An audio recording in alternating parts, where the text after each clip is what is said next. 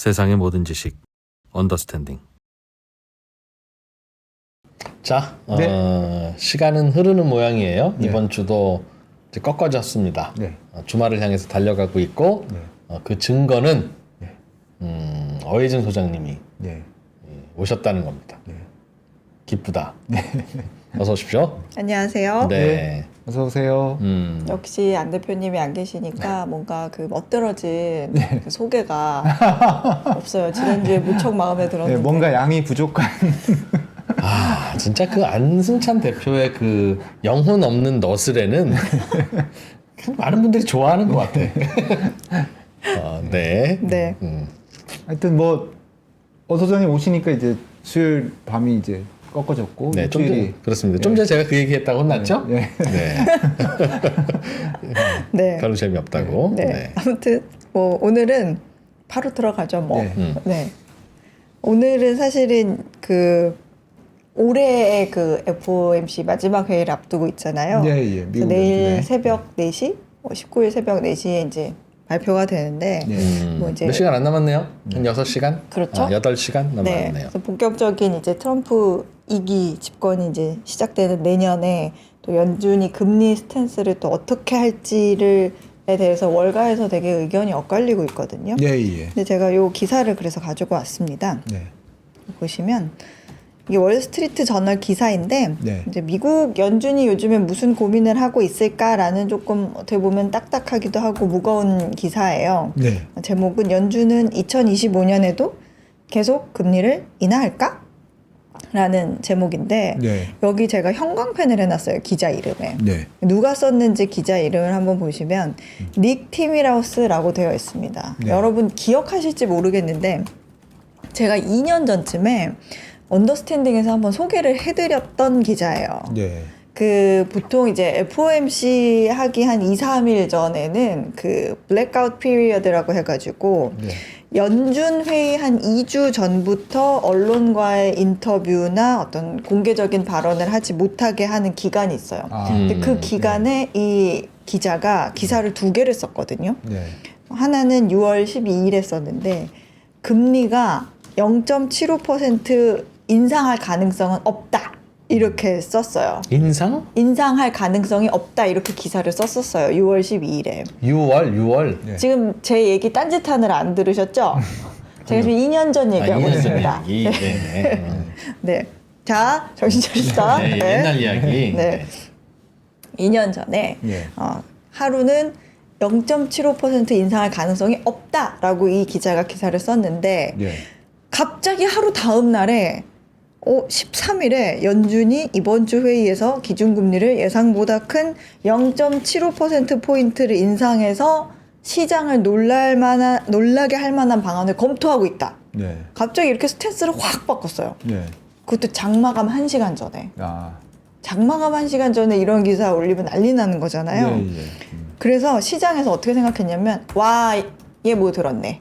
얘 뭐 파월이 그래도 기뜸해줬네. 월스트리트 저널인데. 네. 예. 그렇게 인식이 됐어요. 그리고 실제로 연준이 0.75%포인트를 올려서 네. 시장이 굉장히 놀랐었어요. 네. 그때 이후로 이 닉 티미라우스가 쓰는 연준 관련 기사는 이제 파월이 사실상 흘리는 거다. 시장에 좀 충격을 미리 완화하기 위해서 또는 시장에 좀 시그널을 보내기 위해서 던지는 어떤 일종의 예고편, 네. 뭔가 선공개다. 이런 인식을 시장에서 하게 됐어요. 네. 너무 부럽지 않아요? 시장에서 어떤 기자가 쓴 기사에 대해서 그렇게까지. 그리고 이때부터 이 기자의 별명이 연준의 비공식 대변인이 됐어요. 네. 기자들끼리는 연준의 끈아풀이라고 부르겠네. 나한테는 얘기 안 하고 저 월스트리트 저널 기자한테만 얘기하니까.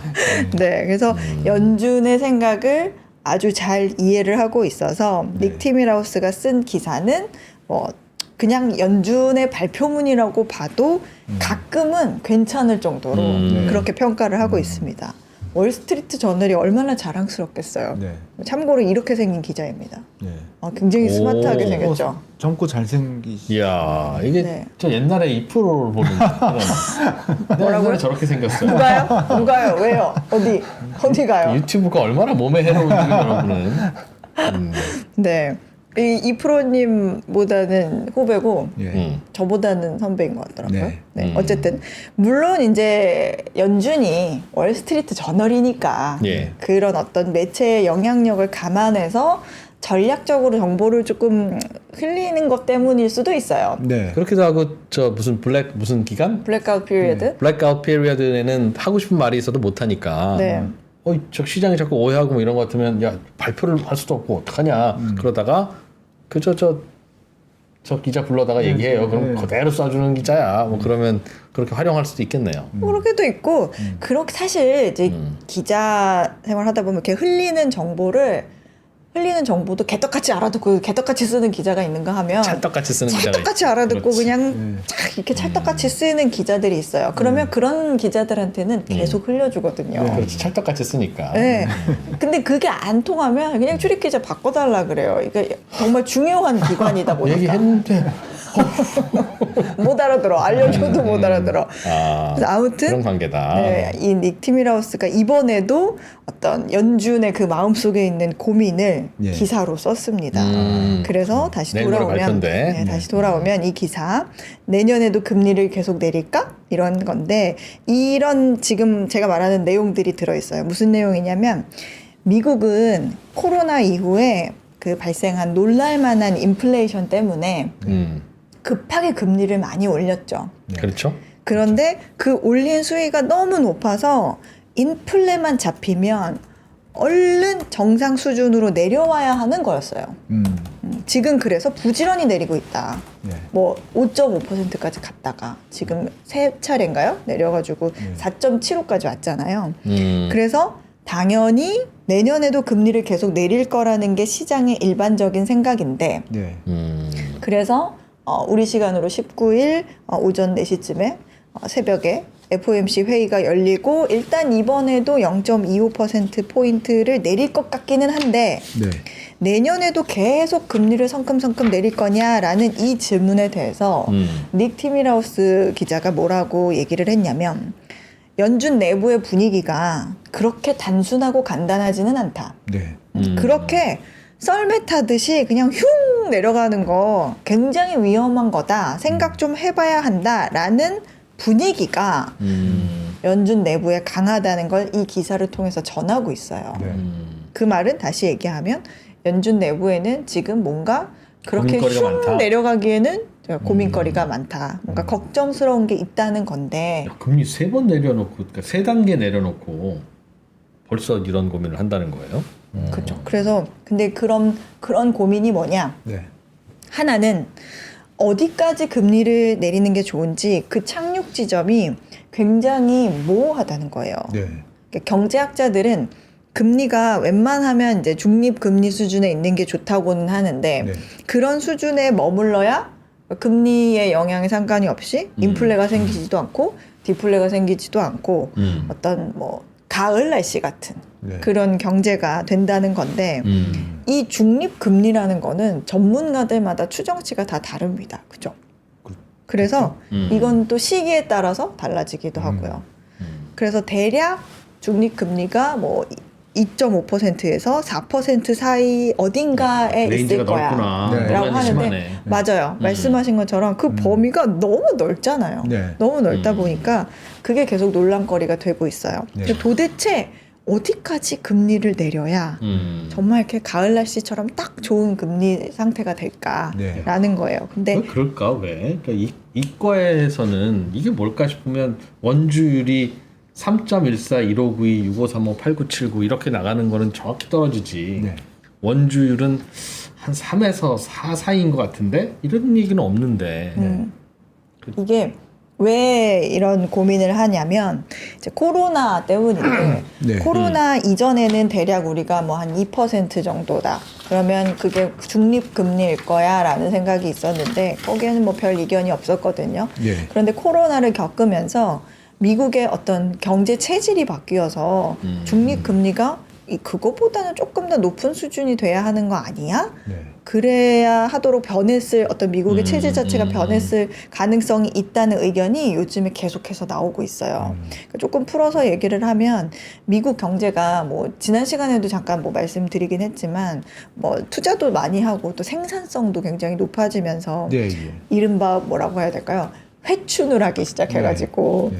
어떤 적정한 금리 수준도 예전에 미국이 조금 잘 나갈 때, 젊었을 때 네. 그때 수준까지 올라가는 게 맞다는 의견이 계속 나오고 있거든요. 아, 좀 시켜야 된다 경기를. 네, 그래서 이걸 좀 고민할 필요가 있다는 거고요. 네. 그다음에 그리고 보면 시장을 봐도 요즘에 나스닥 오르고 비트코인 오르고 이러는 거 보면 이런 상황에서 금리를 더 내리는 게 맞아? 하는 그런 고민도 있다는 게 있다. 닉 티밀하우스 기자님 가라사대 네. 연준 내부의 분위기다. 그다. 라는 겁니다. 그리고 또 하나는 다른 이제 연준이 속으로 좀 고민을 하고 있는 그런 또 하나의 요인은 그 트럼프 당선자의 네. 이제 정책이 앞으로 어떤 영향을 줄 건지가 굉장히 뭐 지금으로서 모호하기 때문에 네. 이것도 좀 생각을 해봐야 된다. 이민자 추방. 네. 이 프로님은 어떻게 생각하세요? 이민자 추방하면 일손이 일손이 모자라니까 인플레는 물가가 뭐 올라가겠죠. 오르겠지라고 생각하기는 쉬운데 네. 또 다른 한편에서 생각하면 이민자가 사라지면 또 수요가 또 줄잖아요. 네. 그러니까 뭐 이민자들이 소비하던 상품, 그런 거. 주택 이런 것들이 네. 뭐 오히려 소비가 줄면서 물가가 낮아질 수도 있다 이런 의견도 나온다는 네. 거죠. 그렇죠. 관세 인상도 마찬가지예요. 관세만큼 물가가 오를 것 같기도 하죠. 네. 그럴 것 같기도 하지만 그러면 수입업자 그렇지. 입장에서 생각했을 때 네. 어떻겠어요? 수입업자 입장에서는 마진이 주니까 그러면 사업 규모도 조금 줄이게 되고 그렇지. 그러면 또 고용도 또 줄이게 되고 야 이렇게 되면 또 오히려 경기가 또 위축되는 거 아니야? 이런 얘기가 나온다는 거죠. 네. 그러니까 하여간 트럼프의 정책이 어떻게 영향을 줄지는 모른다. 네, 어떤 결과를 가져올지 모르기 때문에 그거는 조금 지켜봐야 되기 때문에 네. 금리를 내년에도 연초부터 내리기 시작할지 아니면 일단 멈추고 조금 관망하듯이 좀 지켜볼지 정말 모른다. 논란과 고민이 많다. 그럼. 라는 게 닉 티밀하우스 기자가 쓴 내용입니다. 갈등이 심하다. 네. 아직까지는 뭐 그렇지만 이건 너무 사회적 무리를 일으켜서 얘는 안 되겠다. 해서 만약에 2%가 이 언더스탠딩에서 잘리면 네. 그러면 안승찬 대표 기자의 인기는 올라갈까요? 아닐까요? 어려운 문제네요. 그죠? 2%가 없어지니까 이제 그쪽으로 쏠릴 거다. 쏠릴 수도 있지만 아 근데 되게 서운하시겠다. 2% 우리가 너무 막 없는 언더스탠딩은 사람들이 안 본다. 그럴 수도 있잖아요. 네. 그러면 전체적인 트래픽이 그럴 수 있으니까 알 수 없는 일이죠. 네. 마치 그런 거랑 같다. 트럼프 정책이 네. 어떤 식으로 영향을 줄지는 네. 조금 전에 떠오른 얘기입니다. 어떻습니까? 너무 적절한 예시 같은데 네. 이거를 보고 계신 안 대표님은 서운하실 것 같아요. 정말 고민 없이 당연히 올라가죠 이렇게 했으면 좋아질 텐데 우리 다 고민했어. 고민했어. 네. 네. 적절한 아무튼, 예시였다. 네. 네. 또 요 기사는 요거. 그렇다. 요즘 네, 연준 그렇다. 분위기가 그렇다고 연준의 끈앞을 기자가 어떻게 바로 보도했다. 그 네. 이야기. 네. 보통 이제 알겠습니다. 월스트리트 저널에서 요 기자가 쓰는 기사는 조금 저도 주목해서 네. 계속 보고 있거든요. 네. 여러분도 만약에 아유, 채팅에 안 본다. 2% 없으면 안 본다고 아주 난립니다. 아유. 제가 그래서 네. 아유, 진짜 너무 미운정 우운정 다 들어서 나도 빠질 수가 없네. 네. 자제해 주시고요. 예. 다른 분들도 또 있으니까 너무 2%만 칭찬하지 마시기 바랍니다. 예.